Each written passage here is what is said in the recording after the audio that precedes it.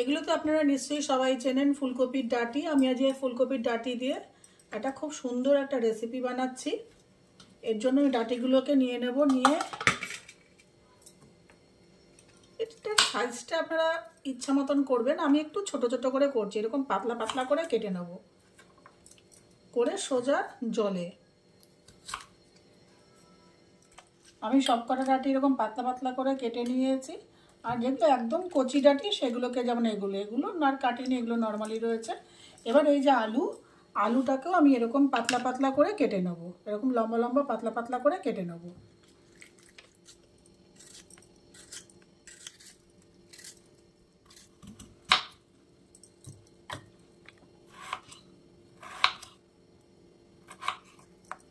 এরকম পাতলা রাখতে পারেন, বা এখানে আরেকটা আধখানাও করে নিতে পারেন, এরকমও করে নিতে পারেন।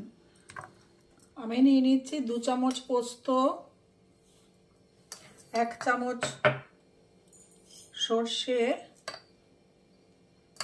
একটুখানি হলুদ, আর নেব লবণ, সামান্য লবণ, দেব কাঁচা লঙ্কা, আর দেব কিছু চারমগজ, দিয়ে এটাকে আমি পেস্ট করে নেব। রান্নাটা আমি সর্ষের তেলে করব, দিয়ে দিলাম সর্ষের তেল,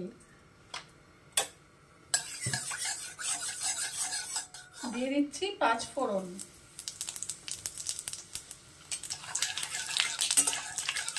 এবার দিয়ে দিচ্ছি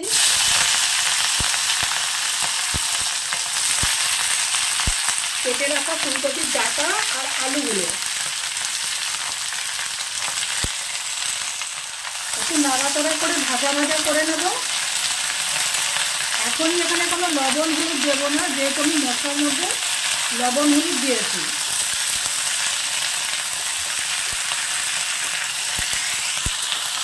দেওয়ার পর দিয়ে দিচ্ছি সামান্য একটু জল।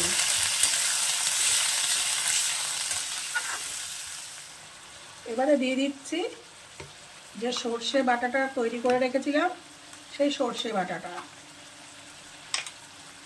দিয়ে এবার পুরো শুকনো করে নেবো, জলটা পুরো শুকিয়ে নেব। এখানে একটু লবণ কম হয়েছে, সেই জন্য দিয়ে দিলাম একটু লবণ, আর দিয়ে দিচ্ছি একটু চিনি। এটা পুরো কাঁচা লঙ্কা বাটার মধ্যে, মানে কাঁচা লঙ্কা বাটা দিয়েই হয়, শুকনো লঙ্কা বাটাতে ভালো লাগে না। হয়ে গেছে। নামানোর আগে আবার একটু এখানে দিয়ে দেব আর একটু কাঁচা সর্ষের তেল, দিয়ে নাড়িয়ে রেখে দেবো। আবার শেষে দিয়ে দেবো ধনে পাতা দিয়ে নাড়িয়ে চাড়িয়ে আমি সার্ভ করব। তৈরি আমার ফুলকপির ডাঁটা আর আলু দিয়ে তৈরি ঝাল চচ্চড়ি। অপূর্ব স্বাদের এই চচ্চড়িটি আপনারা অবশ্যই একদিনকে ট্রাই করবেন এবং আমাকে কমেন্ট বক্সে জানাবেন।